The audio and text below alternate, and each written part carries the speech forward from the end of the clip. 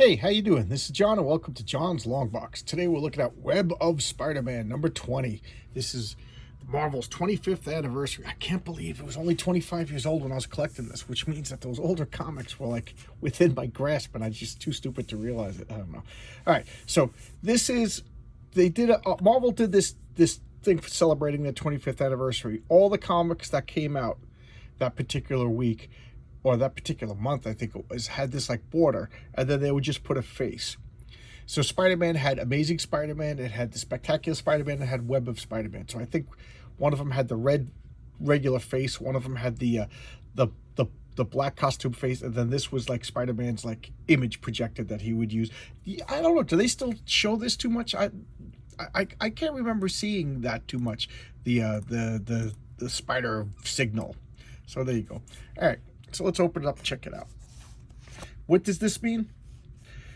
Normally there was a UPS or UPC symbol, UPC symbol that you could scan, but this meant it came out in the newsstand. So this was non-returnable. So this, and then this box was like this. This meant that it was came out into the direct market, meaning a comic book store bought this.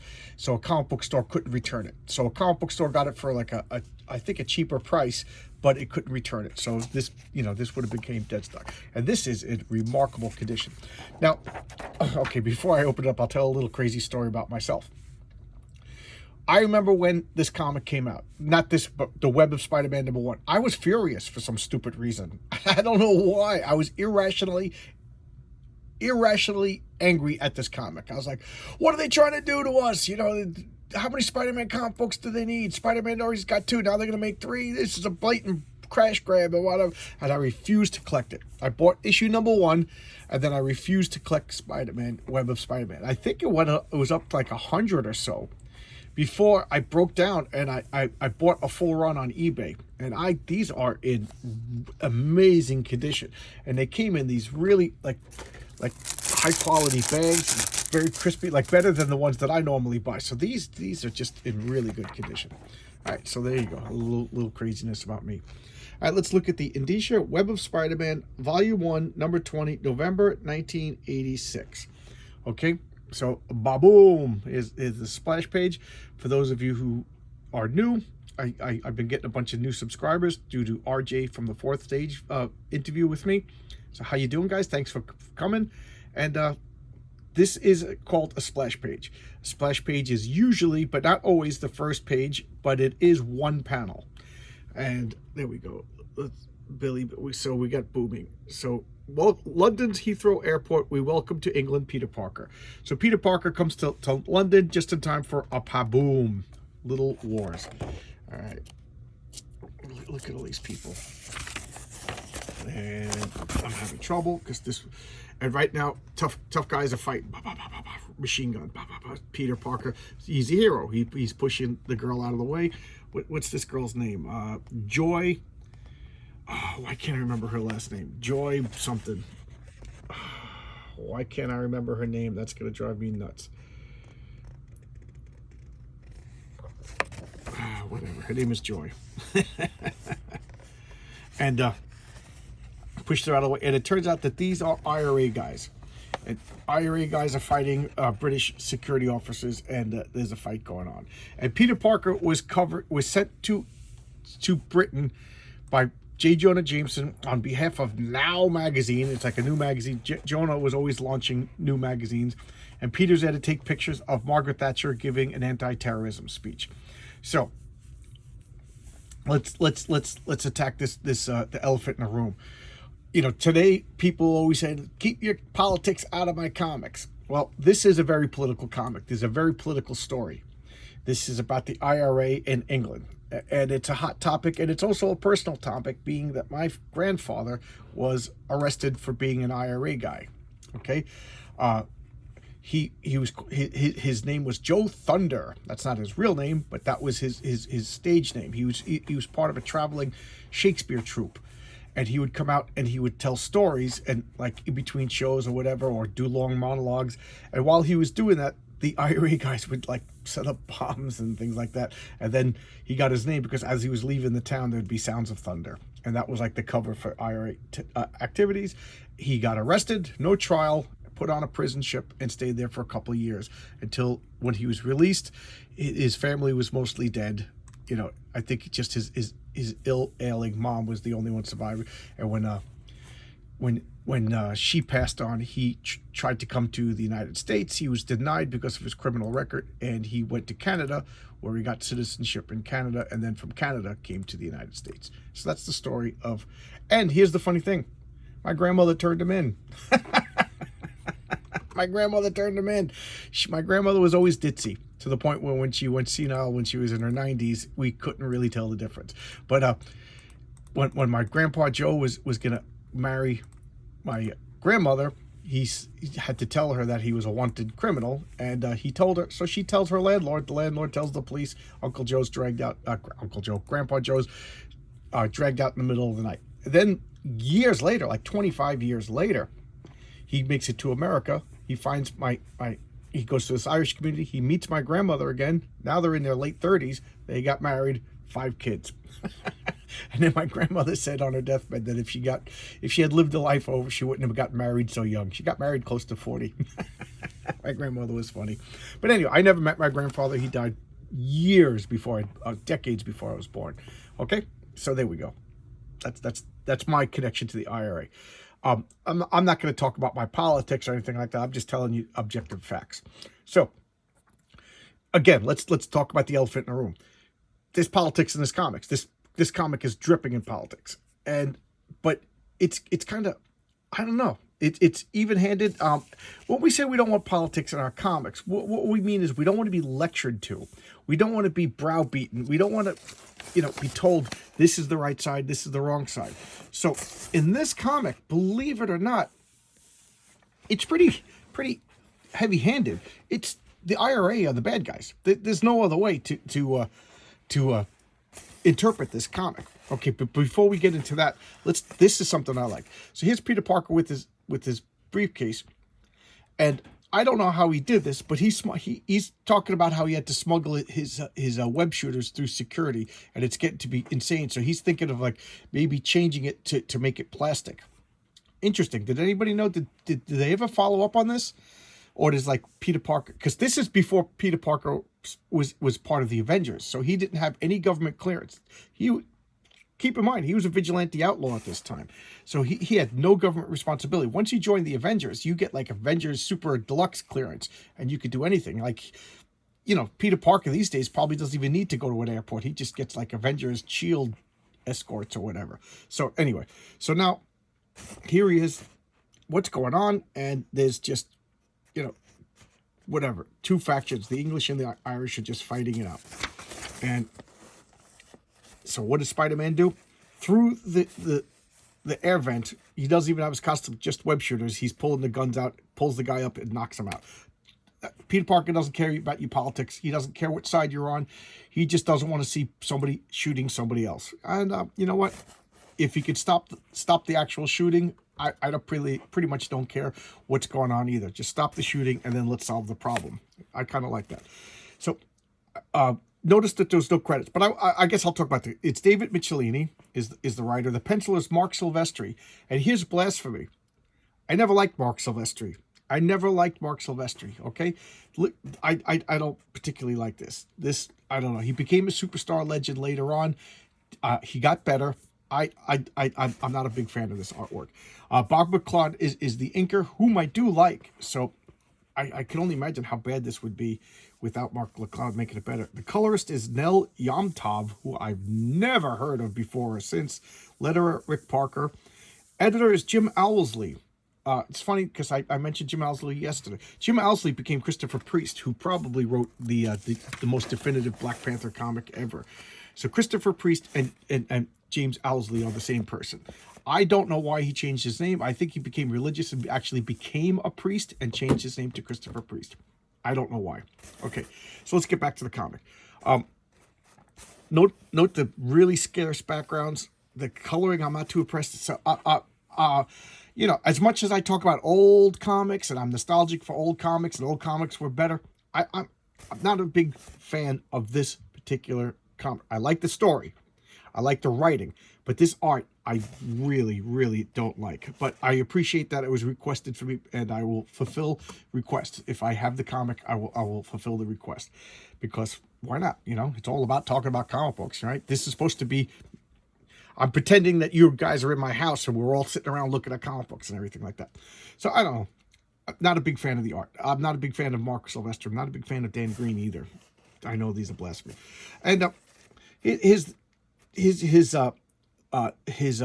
liaison, escort, whatever you want to call it, but she's the British girl that is showing Peter around town, because you know he doesn't know his way around. Joy. Why can't I think of her last name? But anyway.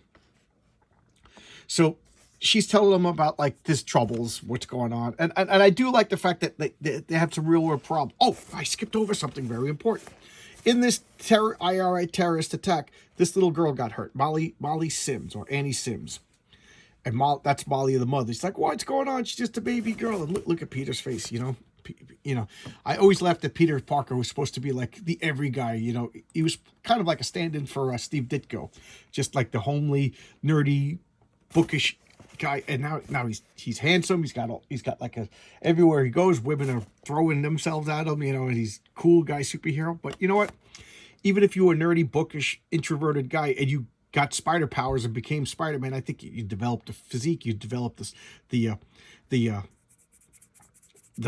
swag, the confidence and everything. So there you go. I find that to be pretty realistic, actually. So what do I know? All right. I always say, what do I know, when I kind of underscore my own points. I guess it's a nervous habit I should be working on. Although I did stop some of my if you watch my earlier videos, you'll see a lot of like nervous things that I say that I stopped. All right, so she's explaining everything, and Peter's like, "Is this goes on all the time? Is this, you know, is this little girl's getting killed and whatever? Look at that. Welcome to Fantasy Role Playing Basic Set. Look at that. That's the red box. That's the red box that everybody talks about. You know, talk about no politics. This is just hack and slash. You know, not even emphasis on role playing. It's more hack and slash back then. It was a lot of fun. This, believe it or not, I was already well into D&D when this came. I think I started in the late 70s. There, I'm pulling rank. Sorry, I didn't mean to. That sounds awfully pretentious. So here's Peter's waiting for the girl, and this guy's holding out for a tip. And this is, you know, a problem. He's giving the guy the wrong money. He gives him shillings and farthings, stuff like that, and Peter doesn't know. So he gave the guy a few more like that, and I could bloody retire. So this, he over tips, and he's all happy about this. He's like, yay! But here's the funny thing. The shillings and farthings was phased out in British money in 1972. So that's just an anachronism. Did David Mitchell make a mistake, or is he doing it for comedy purposes, or, you know, whatever? Is this a whole nother universe? You know, 616. Is this just another differentiation between the Marvel universe is different than our universe? So here's an awful drawing of London. Just you know, again, I let me know, guys. You know what? I will be fair and balanced. Can anybody recommend a Mark Silvestri comic book that, you know, mention it if it's cheap, and I'll buy it. If I have it, I'll showcase it to prove me wrong that he is a good artist. He is a good artist. Don't get me wrong. I just don't like him, and this is not doing him any favors. Okay, maybe he was rushed. I don't know. But so point out a good Mark Silvestri comic, and if I have it, I'll showcase it. And if it's cheap, I'll pick it up, and, you know, whatever. So now he's getting ready, and look at there's his date. Look at a little sexy supermodel, and cheap. You know, they're talking. Peter's getting the flirts, little hand, and she stands him up. I can't do this. She's got to go do something else, and he's like, well, you know, maybe I'll go shoot some web fluid. And she's starting to think twice about dodging Pete. You know, she's like, you know, this is work, and you're just an assignment and whatever. So she goes to call Pete, and Pete's already gone. You know, got to work off some of that built up hormones. And what does Pete do? He breaks into a British prison to interview this guy. So this is one of the guys that was involved in that incident that killed the girl. Oop, the girl dies. Spoiler alert. Sorry about that. But so now he's like, why did you do this? And, you know, here she is. She's meeting one of her contacts. That is Roxxon. Dun, dun, dun. I said it in a few videos, and I'm trying to think of what was the most recent one. But it's always Roxxon that is the evil corporation. When you need an evil corporation, Roxxon. What do? Whatever needs to be done because they're an evil corporation. It's one of those funny things about comic books. If Reed Richards is a scientist, what kind of scientist does he do? He does science, meaning he does every science. Like Don Blake is a doctor. What kind of doctor is he? He's a doctor, meaning he's a surgeon. He's a orthopedic surgeon. He's this kind of, he's that, he's this, he's a medical doctor. He's whatever. He's a diagnostician, a word I don't know. I'm having problems with my mouth. So when you're an evil corporation, what kind of corporate? You're a corporation. You just do whatever's necessary. You don't just build radios. You're not just an oil company. You're everything. That's just such a comic book trope. So now he scared that guy into giving him up some contacts. So here we got these guys, and now what is Spider-Man doing? I like that he's got this black costume and he's stealthing along. He's infiltrating an IRA meeting because that's what Spider-Man it shook down the guy in jail for. He wants to know what the next target is. Peter Parker don't care about your politics. He just wants to save some lives. Now I laid my cards on the table about my family history, so I'm keeping my opinion out of this. I don't know. We'll see what happens. But there you go. So Spider-Man's in there. It's typical shady warehouse boxes, stuff like that, and they're talking that they're gonna rock Parliament's foundation. They're gonna rock Parliament to its foundations, and then the police come, or the bobbies, whatever you want to call them. And gunfight ensues, and Petey Boy, he ain't gonna let that happen. I say Petey Boy because I've been collecting Spider-Man comic books since I was 6 years old. I'm friends with Pete. I know that's a weird thing to say, but I said it as a joke, but I kind of halfway believe it.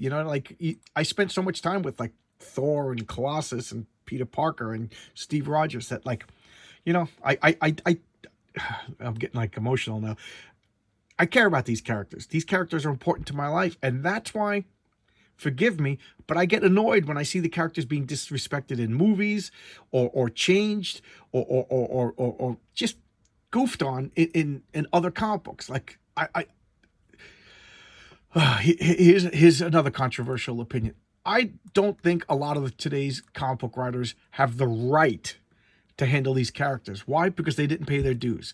They don't love these characters. They didn't spend a lifetime playing these characters. They didn't have the action figures. They didn't read the comic books. They didn't put the comic books in obsessive piles and orders and checklists and talk to their friends and go, look at this panel. Oh my God, look at that. And doing this as they're reading and getting excited. No, they would just hand it to them. They don't have a love for these characters. And then just like, wouldn't it be great if he was gay? What does that have to do with Dr. Octopus? All right, so now that I offended all my new subscribers, sorry guys, let's get back to this. So yes, I don't think, and that's why I'm called a fan, because I'm a fanatic, okay? I own that. I got no problems. Call me a fanatic. Call me a crazy person. Tell me something I don't know. The sky is blue. So here we go. Peter Parker, he's jumping around. He's webbing people in the face. Did anybody see the controversy of Carol Danvers getting webbed in the face? And everybody's like, he's sexist and blah, blah, blah, blah, blah. Well, here, I guess Peter Parker's shooting an Irishman. Me being half Irish, I guess I should be offended by that. But what do I know? So, of course, machine guns in the hallway, fighting the cops, and Spider-Man's taking everybody out because Spider-Man's a good guy. He doesn't want to see anybody get killed. Guys, what are your feelings on this black costume? I didn't particularly like it, but then again, I'm unabashedly biased towards like the original stuff. Steve Ditko, Stan Lee, they created that black and white, not the black and white, that blue and red costume. Plus, that's just one of the master classes in costume design. Phenomenal costume. And I haven't told this story in a while, but I will now. In 5th grade or 3rd grade, I forget which one it was, 6, 7 kids at a lunchroom table. We had a scientific poll. Yes, it was scientific. We decided the best superhero costume of all time was Spider-Man's. And that was decided on by a lunchroom table of 5th grade Catholic school boys. Okay? So there you go. That's the proof. You want to argue with that? You can't. You can't argue. Look how filthy my hands are. My hands are always filthy. I'm a construction worker.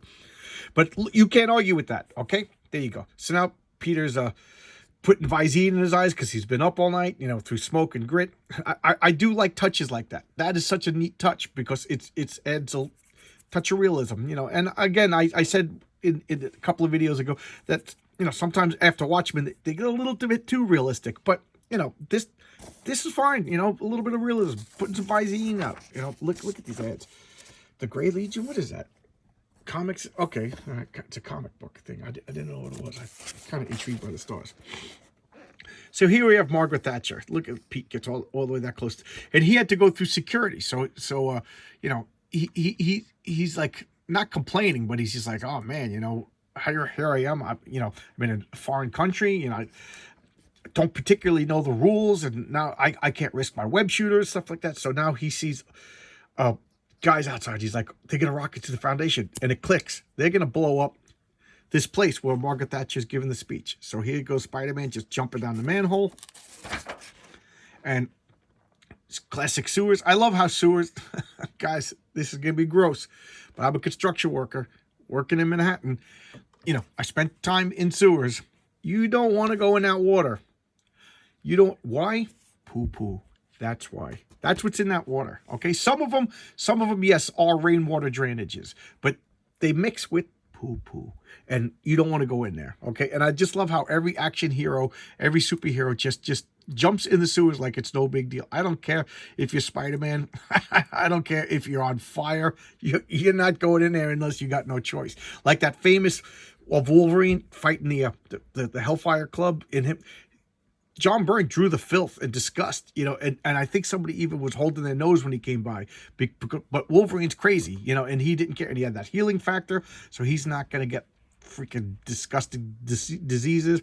But anyway, I digress. So Spider-Man, he sees this guy setting up the old-fashioned Wile E. Coyote bomb, and he's Spider-Man. He's going to take him out. Just, guys, am I wrong by saying I just don't like this art? I do like the story. And this guy's doing all he can to take the bomb, and Spider-Man, he pulled out the wires, so this guy's going to pull out a gun, and he's like, you killed a little girl. Like, I don't care about your politics. I don't want to hear this. A little girl is dead, What did that little girl have to do with it? So now, Peter Parker meets up with them, and he's like, listen, my job is over. My job, I can't turn the page. My job is over because I was just hired to get some pictures of the anti-terrorism conference, and that's over with. And his guys tell him the girl died. So now they're like, oh, he's like, let's go. We're going to investigate first. So that little girl, again, Peter Parker is motivated by guilt. Peter Parker is a hero. Peter Parker doesn't want anybody to get hurt. Peter Parker doesn't like violence, though he uses violence. So this little girl got killed. He ain't going to let that go. He's got to, he was there. He could have stopped it, but he didn't. He's going to internalize that and do the right thing because he is a hero. And he failed. He failed that little girl. We all know that Pete didn't fail, but that's what Pete thinks because he's a good guy. Now let's look at the, what is this? Oh, James Owsley writing a little editorial. Okay. Web zingers. So I always like to look at the writers just to see if I recognize any of the names. Maybe one day that would be funny if we saw a letter from me in there. That's that. And one of the things I kind of left out, I glossed over, was while they were out to dinner, she gave a pretty good history lesson of the problems with the Irish and the Brits. So this was a pretty good comic overall for the attack, but it was heavy-handed on the side of the English, the terrorists. The Irish, they were called terrorists. They weren't called freedom fighters. The IRA was portrayed in a bad light as killers, murderers. But you know what? I can't argue. It's all factual based, even though I laid my cards on the table, told you about my family connection. What do you want me to say? They put bombs in the place and innocent civilians get killed. That little girl had nothing to do with that girl's mother, nothing. And now she hates them, and then the cycle continues. So, now, this was one-sided. This was heavy-handed. The politics was on the sleeve, and I still think it was a great story. Why? Because it was done with talent. It was done with care. It was done with research. It wasn't. Maybe it was done to convert. I don't know. I can't. I'm not in David's mind, so I don't know. But all those things. So yeah, I even think it can be a little one-sided, provided you are talented. Was I insulted? Were you insulted? reading this, I wasn't insulted. I was raised to be sympathetic to the IRA because of my grandfather and my grandmother and everything like that. And I read this and I wasn't insulted. Why? Because I'm an adult. Because I was treated like an adult. It wasn't like preachy and like and overly, I don't know, insulting and treated the audience like babies, which is what modern politics. So that's what I mean. I can't speak for everybody. But when I say I don't want your politics in my comic books, what I mean is I don't want you immature. You're a Nazi. You're an alt-right Nazi. You disagree with me, so therefore you're wrong and you're worse than Hitler. I don't want any of that nonsense in my comic books. Okay, and and you could do lots of stuff that I disagree with if you treat me like an adult, if you treat the subject like an adult, and if you treat the characters with respect and care. You don't just create a straw man, a straw man, whatever, spokesmodel just to attack him. That kind of stuff is nonsense. So here you go. Somebody requested this. I'm terrible with remembering who. I'm glad you did, because this brought back some memories of lots of things.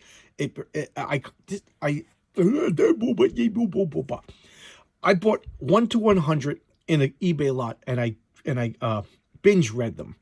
And I don't know about you, but whenever I binge watch something, and if I binge read something, I don't remember it that well. I have vague memories of the 10 issues blend into one. But when I read things that come out on a monthly basis, or if I take my time and read it, I remember it a lot better. So I'll remember the Micronauts for the rest of my life, because they came out once a month, and I got them once a month, and I savored them, and I read them over and over again, and I talked with my friends, But these comics, I read 1 to 100 probably over a period of a week. And I remember plot lines. I remember a couple of things, but I can't remember writers. I can't remember until I pick out the individual interviews. So let me know. Here's a couple of things. Do you like the black costume? Let's talk about that in the comments. Let's talk about the politics in this. Like, I don't want to start a political debate, so maybe that was bad. But did you think I don't feel that the politics of this, even though it was obviously heavy-handed on one side, was it insulting? So how about that? And let's talk about Marc Silvestri. Let's what do you think? Could you recommend a comic that you're like, no, Marc Silvestri is awesome, and this is why, and showcase a comic on that? Okay, so here you go. Thanks a lot. I appreciate you guys. Thank you for all the new subscribers. Thank you, RJ, for helping me out. That was awesome. I'm just so full of thanks, and it's my birthday Monday. So see ya. Bye bye.